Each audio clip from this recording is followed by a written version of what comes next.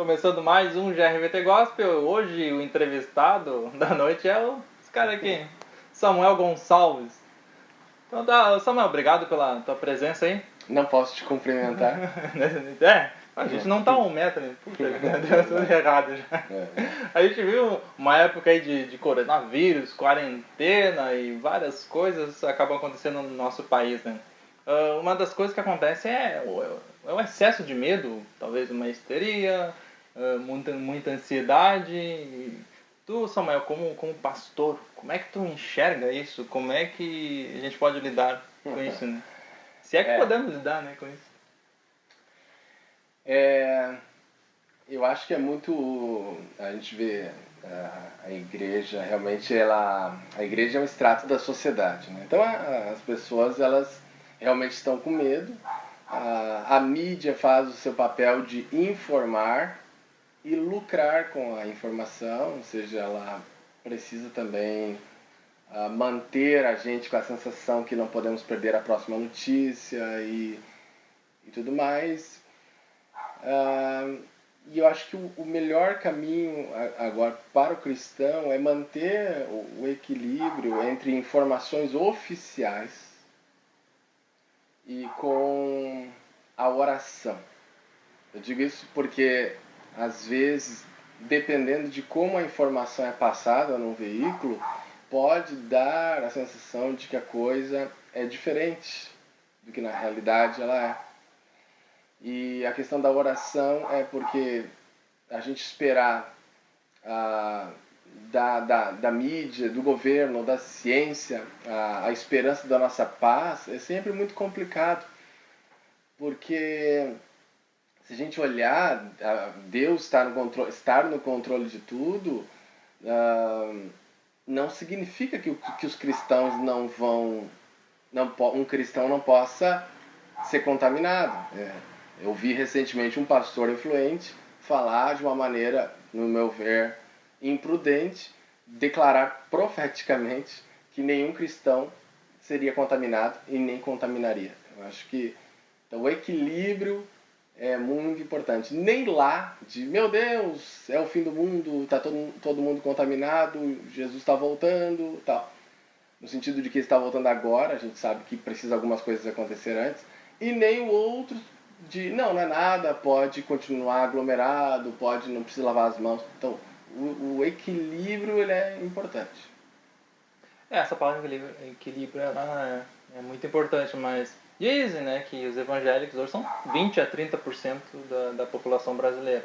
Mas se 20, 30% da população brasileira estivesse mais calma, mais tranquila, talvez as coisas estivessem melhor, porque eu acho que, ao meu ver, os cristãos deveriam ser os mais serenos nessa época, né? Porque a igreja já passou por diversos. Mas eu vejo uma coisa interessante de ter falado, né? A primeira questão é o poder da igreja evangélica é muito forte. É impressionante. Os vídeos que tu vê hoje, esses vídeos agora que tem das pessoas nas janelas cantando em vários locais. Já viu esses vídeos? Já. É impressionante o poder hoje que a igreja evangélica tem. E também a igreja evangélica está no discurso do ministro da Saúde. Olha, não estamos proibindo as igrejas evangélicas. A igreja está na boca do povo. Hoje a igreja evangélica é muito forte. Mas por que a igreja não consegue manter essa tranquilidade? Eu tenho uma teoria que começa na década de 70 com um movimento chamado Teologia da Prosperidade.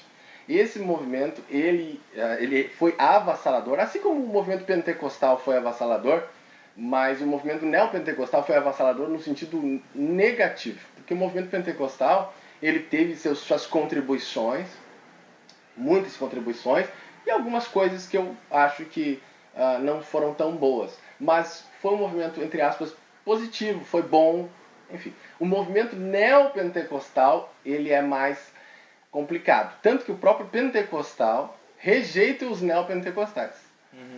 E o que é o movimento neopentecostal? É o movimento de que é um movimento, em resumo, ele não prepara o crente para o sofrimento. E eu acho que isso mimou o discurso de quase todas as igrejas hoje. É um curso triunfalista. E quando tu vê aquela questão em que tu não tem mais o que fazer e tu vê a realidade de algum problema, tu tem muita dificuldade de lidar com esse problema. Os pastores, nós pastores, não preparamos o nosso povo para perder a cabeça decapitado, para ser apedrejado, para ficar um tempo no exílio até que volte. Nós não preparamos, nós só preparamos para a vitória. E aí o povo não tem maturidade e não estranhamos quando a gente passa a vergonha de ter que ter um ministro ou algum cientista ateu tendo que acalmar os crentes. É verdade, acho que tu respondeu perfeitamente, né? Outra coisa que aconteceu, né, nesse momento que nós estamos vivendo são os cultos online, né? Isso tu acha que é bom, é ruim? Ou é uma necessidade que as pessoas estão vendo que é bom até? Nessa época de quarentena, ter que ficar em casa. Né? Não pode ter uma proibição dos cultos, né? Eu vi um pastor questionando a expressão culto, porque na visão dele culto tem que ser presencial, né? Mas, enfim, o culto online ele é uma coisa muito boa, e eu dizia na minha igreja que até então nós tínhamos apenas uma união espiritual. Hoje nós temos uma união virtual também. Então eu acho muito bom. A internet ela é uma espada de dois gumes. Pode ser ruim, ou pode ser bom. Eu acho que nesse caso é muito bom, foi na hora certa e tem sido uma benção, tem ajudado muita gente. Outra coisa que nós temos acompanhado nas redes sociais é esse debate entre direita e esquerda. Nós sabemos que o evangelho não é nem de direita e nem de esquerda, é algo espiritual. Como é que não tem como dosar isso, né, Samuel, esse discurso? Ou talvez as pessoas tenham que postar mais, os cristãos, né, postar mais coisas evangelísticas, né, mais coisas edificantes? Eu vejo que, em primeiro lugar, eu acho que 95% das pessoas não faz ideia o que é direita e esquerda. Ficou uma coisa muito assim, esquerda é a favor dos gays e direita é a favor da família. Enfim, uma coisa muito assim rasa, não se estudou essa questão. Também acho que é o que tu disseste, isso é o que a gente chama de anacronismo, né? O que é o anacronismo, né? O que é uma visão anacrônica? É quando eu leio a Bíblia com visões que vieram muito tempo depois. Então, assim, eu subjugar a Bíblia ao socialismo, ao marxismo ou ao capitalismo é eu fazer uma visão anacrônica. Essas visões do socialismo, marxismo, capitalismo são propostas socioeconômicas de como gerir uma nação ou de como vivenciar isso aí. Então, o primeiro passo seria estudar o assunto e tudo mais para tu poder te posicionar. Mas sempre entendendo que o Evangelho ele não traz uma proposta política. Ele não traz uma proposta política. Ele traz princípios que vão te nortear para que tu possa julgar as propostas políticas, e tudo que vem do homem tem sua mancha de pecado.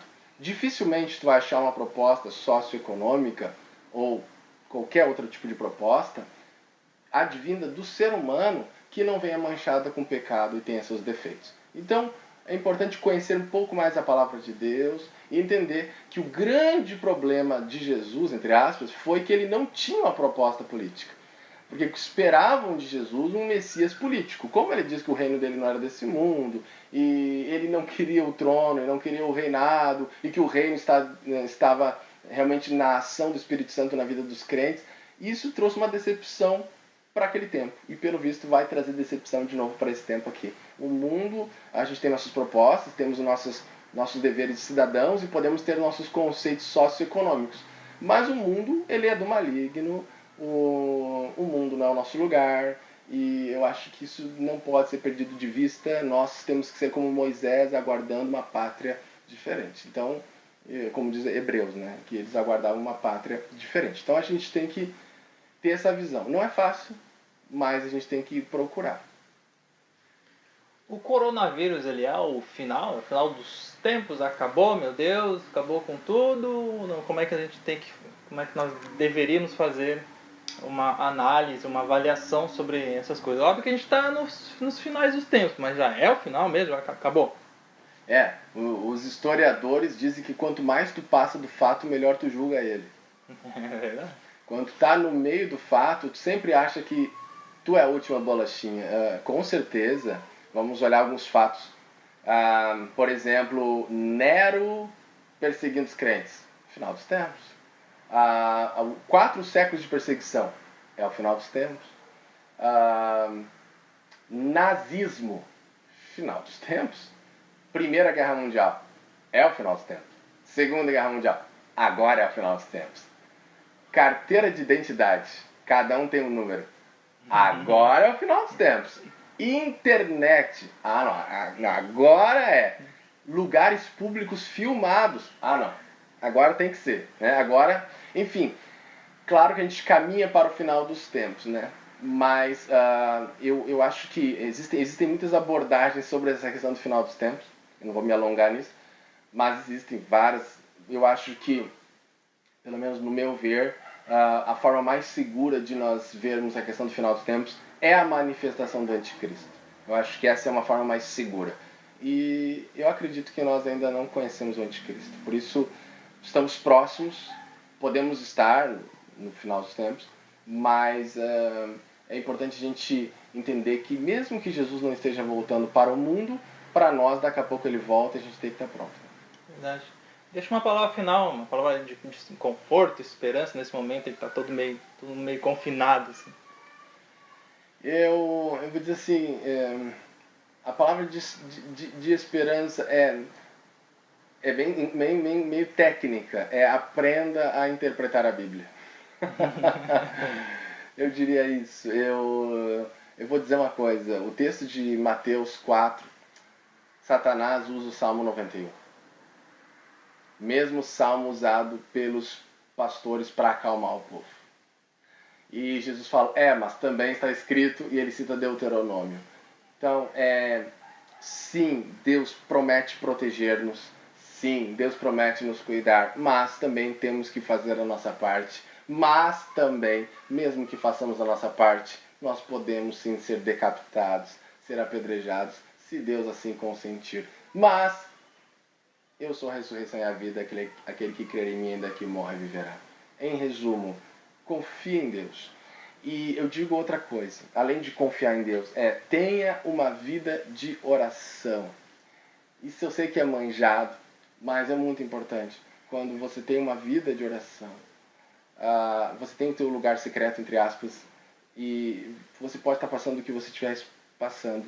É nesse lugar de oração que o Espírito Santo vai te consolar, ele vai sentir a presença dele, vai estar com ele e ele vai te dar forças, ele vai te acalmar, vai te trazer à memória aquilo que te dá esperança. Então tenha comunhão com o Espírito Santo. Eu não sei o que Deus permitirá, eu não sei. O que eu sei a nossa fé deve estar no Senhor. Ele está no controle de tudo e no final das contas tudo coopera para o bem dos que amam a Ele. Isso aí. Obrigado, Samuel, pela entrevista aí. Até o próximo vídeo então. Valeu, tchau. Tchau.